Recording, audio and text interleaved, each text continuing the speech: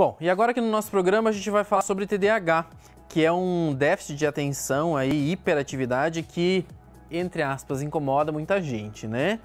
Quem conversa com a gente agora é o Damião. Dan, tudo bem contigo? Mais uma vez juntos aqui no programa. Tudo bem, Thiago? Mais uma vez juntos. Que bom, seja bem-vindo mais uma vez, como sempre. E quando a gente fala em TDAH, a gente sabe que muitas pessoas sofrem com tudo isso, né? Aí não tem atenção, não conseguem se concentrar para fazer uma prova, não conseguem se concentrar para estudar. Mas quando você coloca essas pessoas na frente de um celular, de um jogo de computador, de algum eletrônico, parece que eles são levados para um outro mundo e prestam atenção nas coisas. Isso acontece por quê, na verdade? Oi, Thiago. Excelente tema e excelente abordagem, né? Na verdade, o transtorno de déficit de atenção e hiperatividade é um transtorno neurobiológico, ou seja, existe uma alteração cerebral ali no sistema de motivação e é isso que faz ali algumas diferenças. Ou seja, aparentemente, nasquelas questões que eles têm mais dificuldades para prestar atenção, para focar, porque isso tem a ver com a estrutura cerebral, com o nosso córtex pré-frontal aqui, ou seja, onde estão as nossas funções executivas, existem umas falhas aqui. E aí o que as pessoas ficam assim, mas como é possível essa pessoa não ter foco, não ter atenção e se concentrar no videogame ou nas coisas que eles têm interesse? Isso tem um motivo científico, que é o nosso interesse, ou seja, é o que me motiva, é o que traz recompensa imediata. Ou seja, a pessoa com TDAH, ela tem um sistema de recompensa diferente da gente, né? Não é uma recompensa a longo prazo, a médio prazo. São recompensas imediatas. E os jogos eletrônicos, ele tem isso, ele te dá essa sensação de prazer muito rápido, essa sensação vem muito rápido. Então o cérebro diz o seguinte, ok, é isso que a gente vai fazer, a gente vai focar aqui. E aí mora o grande perigo. Eu vou até te interromper aqui, porque na verdade eu acho interessante essa abordagem, porque o jogo eletrônico, vamos imaginar um jogo, né? O jogo eletrônico, o personagem, ele tá acontecendo, aquela pessoa que tá ali comandando tudo isso, tá vendo a ação, tudo que ele tá comandando tá acontecendo, é muito rápido. Quando ele está estudando, por exemplo, lendo um livro, é como se aquilo não tivesse importância porque não está acontecendo nada na frente dele. Então não chama atenção tudo aquilo. Exato, na verdade isso não é motivador para ele, né? Então, para eu prestar atenção, eu preciso ter interesse. Para eu ter interesse, eu preciso me motivar. Ou seja, o sistema de motivação é o que vai determinar se eu foco ou não. Então as pessoas assim, não tenho falta de atenção. Não, a questão aqui não é falta de atenção. A questão aqui é o sistema de motivação que dá essa importância para os jogos. Então muitas crianças, como elas pegam isso, elas sentem mais prazer imediato, ou seja, com os tablets, com os celulares, com os computadores e TVs, elas ficam ali mais empolgadas porque aquela recompensa, a sensação de felicidade, ela vem mais rápida. Isso acontece desde sempre, porque às vezes a gente tem a sensação de que só crianças passam por isso. Mas daí tem aqueles estudos que mostram que os adultos também sentem isso. Mas e como talvez fazer com que essas crianças prestem atenção, os adultos, consequentemente, também prestem atenção e aprendam de uma forma mais fácil? Existe essa maneira? Existe, porque na verdade a gente está falando de um transtorno, né, neurobiológico, e é possível que você faça treino de função executiva para você melhorar o sistema de planejamento, o sistema de atenção, porque se você fica muito tempo nos jogos, você acaba tendo alguns prejuízos, né?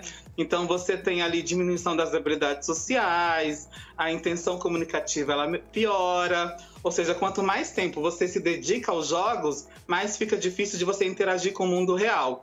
Então, a ideia, de fato, e a grande dificuldade é você manejar, equilibrar entre o interesse, que é real e necessário, porque motiva, e todo mundo precisa de atividades motivadoras para serem felizes, mas é o tanto que isso pode prejudicar ali na vida. E como você bem disse, não é só questão de crianças ou adolescentes, adultos também. E isso acaba impactando ali na qualidade de vida, porque eles acabam gastando tanta energia com tecnologia que aí a gente vai ter o quê? Crianças com dificuldades para dormir, adolescentes com dificuldades para dormir o tempo todo. E a gente sabe o quanto o sono é importante para a aprendizagem e para uma qualidade de vida. E aí que entra a questão da higiene do sono, né? Você tem que evitar esses eletrônicos, tem que calcular o tempo desses eletrônicos, mas aí hoje na pandemia, tudo que virou meio online. Então, como que a gente equilibra tudo isso? Então, os pais precisam entender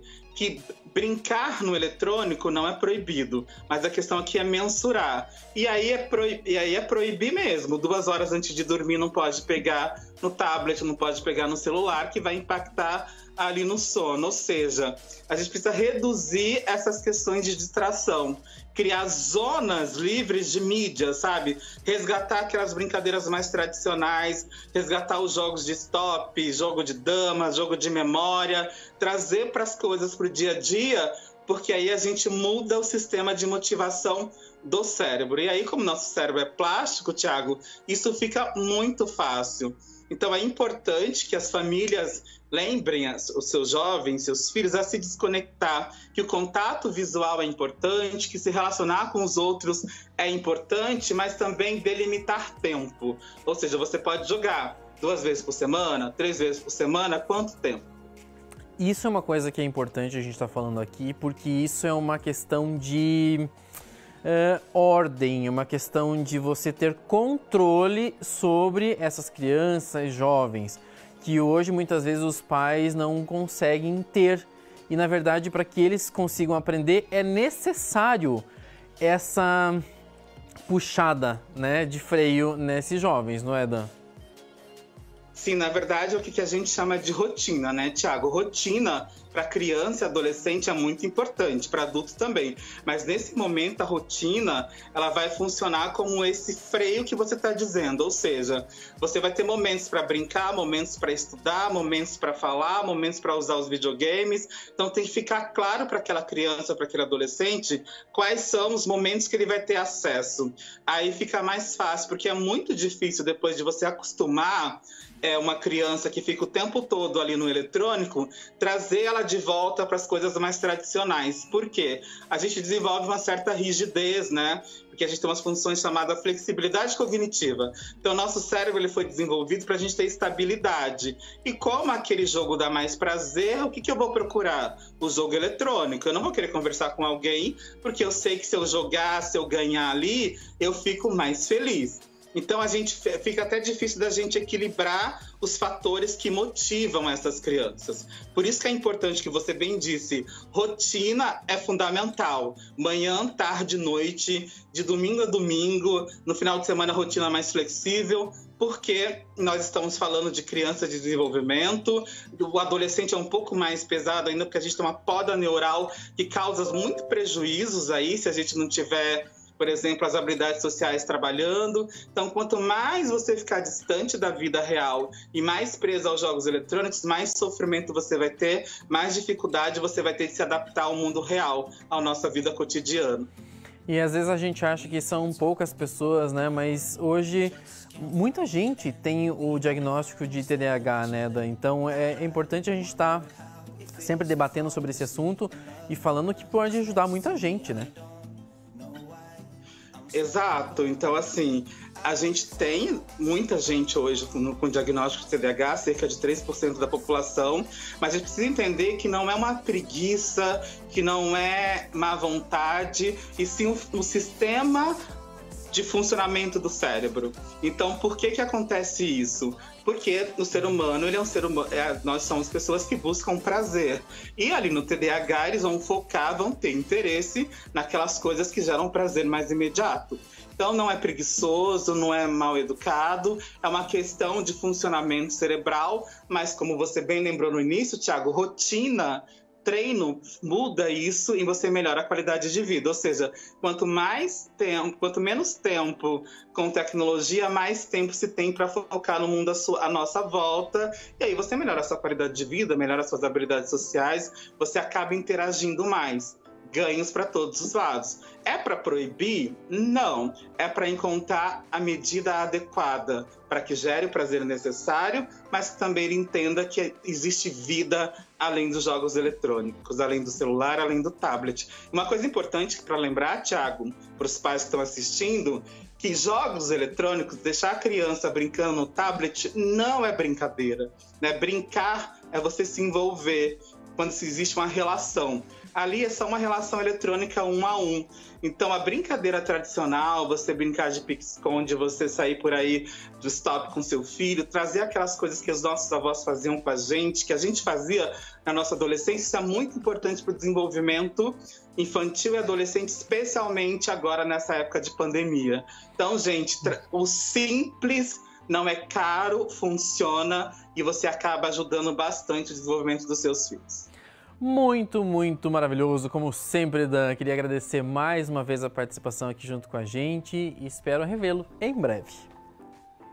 Eu te mando um abraço. Hoje eu estou no Rio de Janeiro, tá? A gente se vê em breve e é sempre um prazer participar do seu programa, porque você traz temas sempre muito atuais e que, de fato, ajuda a nossa população tão carente de informações de qualidade. Você faz isso com muita, muita maestria. Convite do Sob Medida, convite aceito, não importa onde eu esteja. Beijo a todos e até Obrigado, mais. Dan. Um abraço. Até a próxima. Valeu.